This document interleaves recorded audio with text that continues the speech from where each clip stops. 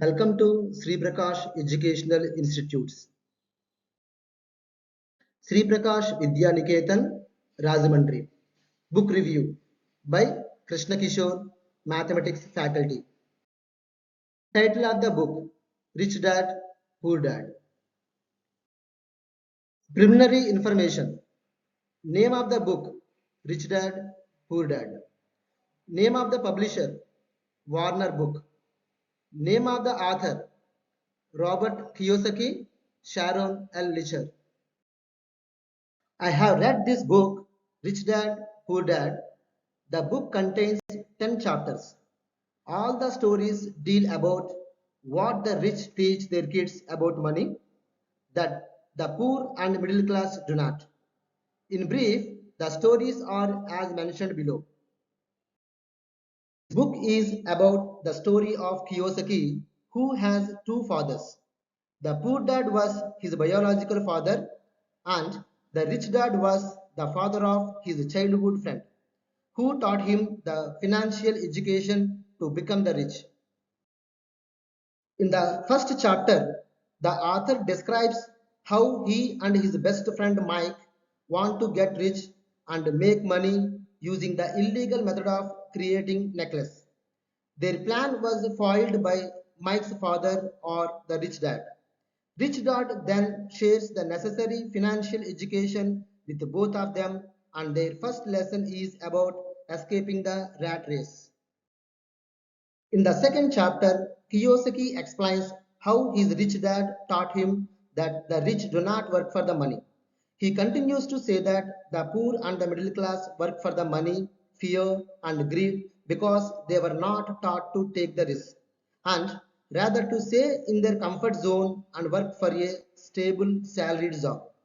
Kiyosaki also writes that opportunities come and go in life and the rich recognize them and grab them. But the poor ignore the opportunities because they are too busy seeking money and security. Key lesson. Getting a job is really just a short-term solution. Getting enough to pay expenses is the long-term challenge. The more you get paid, the higher your expenses become. In this chapter 3, one of the most important financial lessons to learn is differentiating assets and liabilities. Kiyosaki continues to stress on the importance of financial literacy because without it, even if you are rich, you can end up broke line. A liability takes money out of my pocket, and an asset puts money in my pocket. In this chapter, author also explains how rich people acquire assets and the poor and the middle class acquire liabilities that they think they are assets. The author shows a diagram to easily differentiate assets and liabilities. The rich continue to get rich because they purchase assets and keep their liabilities to a bare minimum. On the other hand, the poor remains the poor because they do the opposite and pile up their liabilities. Another important lesson from this chapter is to understand that it is not how much you make, but how much you can keep that truly makes you the rich. Kiyosaki says that one should mind their own business if they want to become financially free. They should not mind their employer's business because it is not their business. Instead, they should strive for the ways to become their own boss and build their own business. After that, Kiyosaki continues to talk about building assets. According to him, anything with value that is able to bring in the cash flow is considered as an asset. For example, stocks, bonds, income producing real estates, mutual funds, royalties, notes, etc.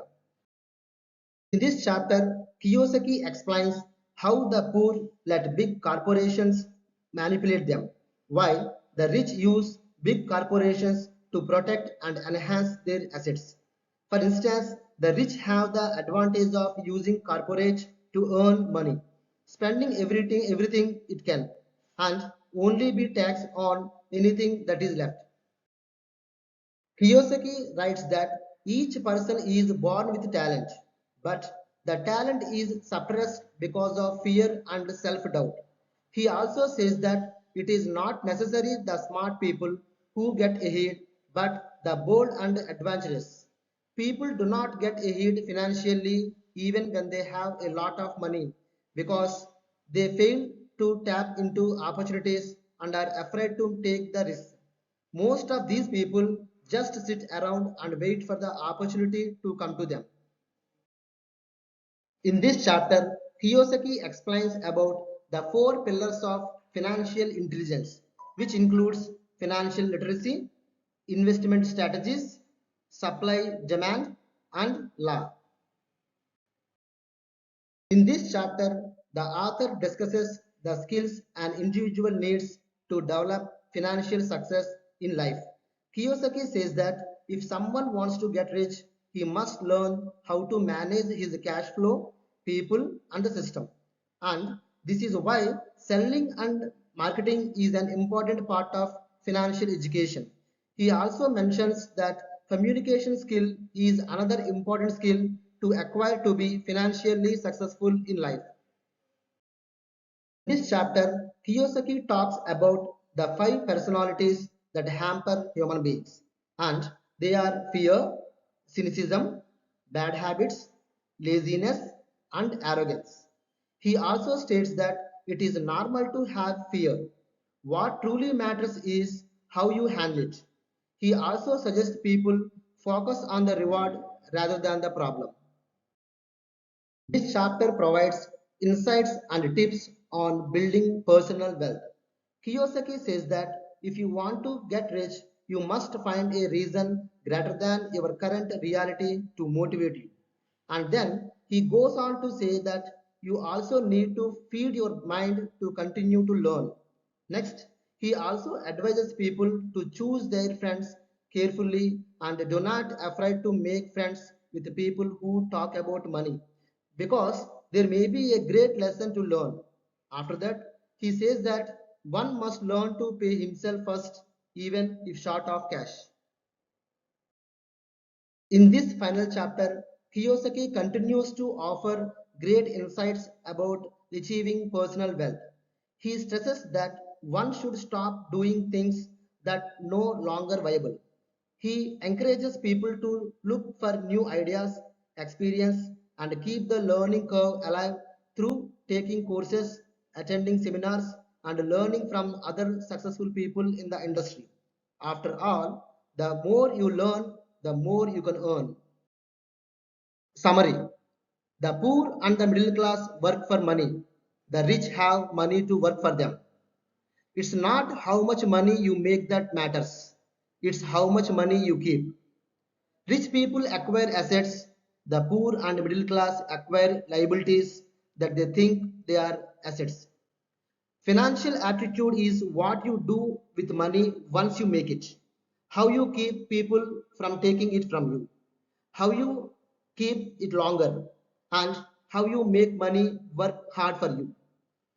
The most powerful asset we all have is our mind. Takeaway point: rich people are not always born rich. Your destiny relies on how you spend your money and your time. Your family's future will be determined by your choices today. Some famous quotes: the love of money is the root of all evil. A winning strategy must include losing. Welcome change than cling to the past. The smartest people are people who make mistakes and learn. People who avoid failure also avoid successes. It's more important to grow your income than cut your expenses. Work to learn, don't work for money. A mistake is a signal that it is time to learn something new which you don't know before. An intelligent person hires people who are more intelligent than he is. There is always risk, so learn to manage risk than of avoiding it. After reading the book Rich Dad Poor Dad, I learned about what is a financial literacy, how to use money as a tool for wealth development, the myth that the rich are born rich and rich people are smartest, the real difference between an asset and a liability, investing in income generating assets and avoiding unnecessary spendings. Success is not free. Wealth and success take work. Fall in love with work and much more. Thank you for giving this opportunity. Namaste.